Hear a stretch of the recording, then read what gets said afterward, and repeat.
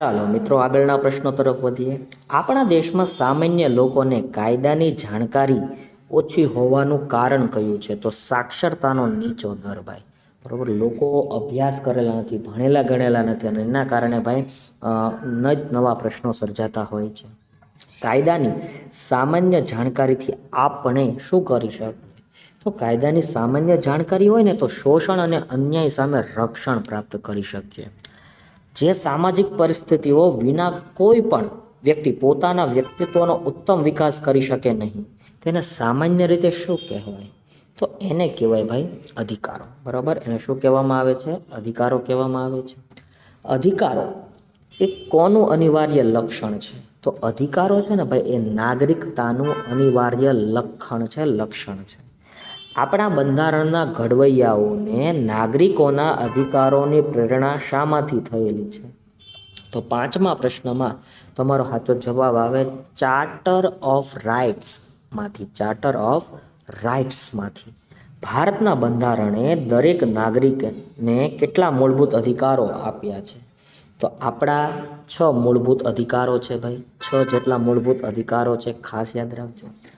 આપણા અધિકારોનું રક્ષણ કરવા માટે બંધારણે કયો અધિકાર આપ્યો છે?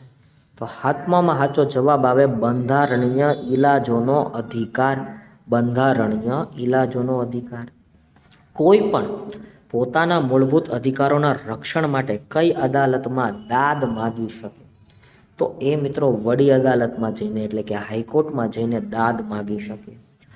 કયો મૂળભૂત હક બંધારણનો આત્મા કહેવાય?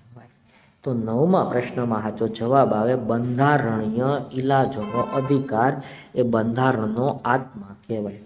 ભારતના બંધારણે કોની સ્થાપના માટે નાગરિકોને મૂળભૂત અધિકારો આપ્યા છે? તો 10મા પ્રશ્નમાં તમારો સાચો જવાબ આવે છે ભાઈ લોકતંત્રની. બરાબર, લોકતંત્રની વાત છે. નાગરિકોના મૂળભૂત હકોનું રક્ષણ કરવાની ફરજ કોની છે? તો આમાં સાચો જવાબ આવે ભાઈ ન્યાયતંત્રની. કોઈ પણ સમાજના સર્વાંગી વિકાસની પૂર્વ શરત કઈ છે? તો 12મા પ્રશ્નમાં તમારો સાચો જવાબ આવે બાળ વિકાસ અને તેમનું કલ્યાણ. બાળકોના જીવન વિકાસ અને કલ્યાણ સંબંધિત ઘોષણા કોના તરફથી કરવામાં આવે છે? તો 13મા પ્રશ્નમાં તમારો સાચો જવાબ આવે સંયુક્ત રાષ્ટ્રો તરફથી. ભાઈ સંયુક્ત રાષ્ટ્ર તરફથી. નીચેના પૈકી કોણ રાષ્ટ્રની સંપત્તિ ગણાય છે? તો 14મા પ્રશ્નમાં સાચો જવાબ આવે બાળકો એ રાષ્ટ્રની સંપત્તિ ગણાય છે.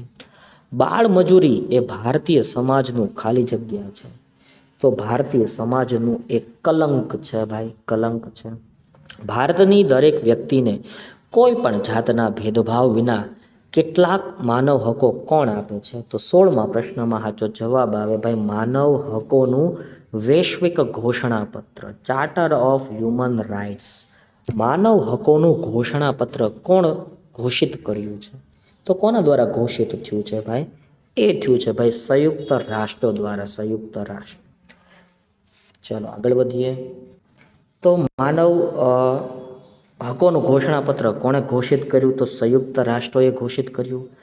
નાગરિકનું અનિવાર્ય લક્ષણ કયું છે? નાગરિકનું અનિવાર્ય લક્ષણ છે મિત્રો યાદ રાખવા જેવી બાબત ભાઈ. બરાબર, એ છે હકીકતે એના ફરજોની વાત આવતી હશે. બરાબર ને? ચાલો, તો એમાં મિત્રો યાદ રાખજો નાગરિકોનું અનિવાર્ય લક્ષણ છે અધિકાર. આપણા સમાજમાં કયો વર્ગ અસુરક્ષિત છે? તો આપણા સમાજમાં યાદ રાખવા જેવી બાબત ભાઈ બાળકો અસુરક્ષિત છે. કેટલા વર્ષથી ઓછી ઉંમરના બાળકોને બાળ મજૂર કહેવાય? તો 20મા પ્રશ્નમાં તમારો સાચો જવાબ આવે 14 વર્ષ. વિશ્વમાં સૌથી વધારે બાળ મજૂરો કયા દેશમાં છે? તો 21મા સાચો જવાબ આવે ભારતમાં છે. સામાજિક વિકાસની પૂર્વ શરત કઈ છે? સામાજિક વિકાસની પૂર્વ શરત છે બાળ વિકાસ. બરાબર, ચાલો આગળ વધીએ. વિશ્વમાં બાળ અધિકાર કોણે જાહેર કર્યા છે? તો વિશ્વમાં બાળ અધિકારો સંયુક્ત રાષ્ટ્રોએ જાહેર કર્યા છે. સંયુક્ત રાષ્ટ્રોએ કઈ સાલમાં અધિકારોનું ઘોષણાપત્ર જાહેર કર્યું છે? તો એમાં જવાબ આવે ઈસવીસન 1992માં. બાળ મજૂરી એ કેવી સમસ્યા છે? તો બાળ મજૂરી એ તમે જાણો છો ભાઈ વૈશ્વિક સમસ્યા છે. બાળ મજૂરી મજબૂરીવશ કરવા માટેનું કયું કારણ છે? તો 26મા પ્રશ્નમાં સાચો જવાબ આવે કુટુંબના પુખ્ત સભ્યોની બેકારી. બરાબર. શ્રમનું સૌથી સસ્તું સાધન કયું છે? તો એમાં સાચો જવાબ આવે બાળક ભાઈ. બાળ મજૂરીનું મુખ્ય કારણ કયું છે? તો વાલીઓની બે જવાબદારી ભાઈ. 28માં તમારો સાચો જવાબ આવે વાલીઓની. બેરોજગારી ન આવે, ગરીબી આવે સાચો જવાબ. બરાબર, યાદ રાખજો ભાઈ. ચાલો આગળ વધીએ. બાળ શ્રમિકોની માંગ વધુ હોવાનું એક કારણ કયું છે? તો 29માં પ્રશ્નમાં તમારો સાચો જવાબ બને છે કે તેમની સંખ્યા વધારે છે. કેટલા વર્ષથી ઓછી ઉંમરના બાળકોને કારખાનામાં રાખી શકાતા નથી? તો 30માં પ્રશ્નમાં તમારો સાચો જવાબ બને છે ભાઈ 14 વર્ષ. કેન્દ્ર અને રાજ્ય સરકારે 6 થી 14 વર્ષના બાળકને વય જૂથના તમામ બાળકોને મફત અને ફરજિયાત શિક્ષણ મેળવવાનો અધિકાર સંબંધી કાયદો ક્યારથી અમલમાં મૂક્યો? તો 31માં તમારો સાચો જવાબ આવે છે 2009થી અમલમાં મૂક્યો છે ભાઈ. ભારતમાં વ્યક્તિના સરેરાશ આયુષ્યમાં કેટલા વર્ષનો વધારો થયો છે? તો 32માં પ્રશ્નમાં સાચો જવાબ આવે 4.2 વર્ષ. ઈસવીસન 2001થી 2005ના સમયગાળામાં દેશના લોકોનું સરેરાશ આયુષ્ય કેટલા વર્ષનું હતું? તો 33માં પ્રશ્નમાં તમારો સાચો જવાબ આવે છે ભાઈ 63.2 વર્ષનું હતું ભાઈ. ઈસવીસન 2015માં દેશના લોકોનું સરેરાશ આયુષ્ય કેટલા વર્ષનું હતું? તો 34માં પ્રશ્નમાં તમારો સાચો જવાબ આવે છે, યાદ રાખવા જેવું, 67.5 યર. બરાબર. ઈસવીસન 2011માં એક અંદાજ પ્રમાણે ભારતમાં વૃદ્ધ સ્ત્રીઓની સંખ્યા કેટલા કરોડ હતી? તો 35માં મિત્રો તમારો સાચો જવાબ આવે છે 5.28 કરોડ. ઈસવીસન 2011માં એક અંદાજ પ્રમાણે ભારતમાં વૃદ્ધ પુરુષોની સંખ્યા કેટલા કરોડની હતી? તો 36માં સાચો જવાબ આવે છે 5.11 કરોડ.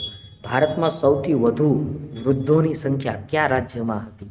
તો એમાં આવે ભાઈ અરુણાચલ પ્રદેશ. અરુણાચલ પ્રદેશ. ભારતીય સમાજમાં પરિવર્તન લાવનારું મુખ્ય પરિબળ કયું છે? તો 38માં સાચો જવાબ આવે છે ભાઈ પશ્ચિમીકરણ. પશ્ચિમ દેશોનું અનુકરણ, પશ્ચિમીકરણના કારણે ઘણા બધા પ્રશ્નો સર્જાણા. વિશ્વ વૃદ્ધ દિનની ઉજવણી કઈ તારીખે થાય? તો વિશ્વ વૃદ્ધ દિનની ઉજવણી યાદ રાખજો 1 ઓક્ટોબરે થાય.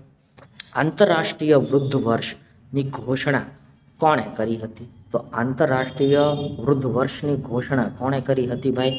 સંયુક્ત રાષ્ટ્રોએ કરી હતી. સંયુક્ત રાષ્ટ્રોએ કયા વર્ષને આંતરરાષ્ટ્રીય વૃદ્ધ વર્ષ તરીકે ઘોષિત કર્યું? તો 41માં સાચો જવાબ આવે ઈસવીસન 1999ને. ભારત સરકારે વૃદ્ધજનો માટે ખાલી જગ્યા જાહેર કરી છે. શું જાહેર કરી?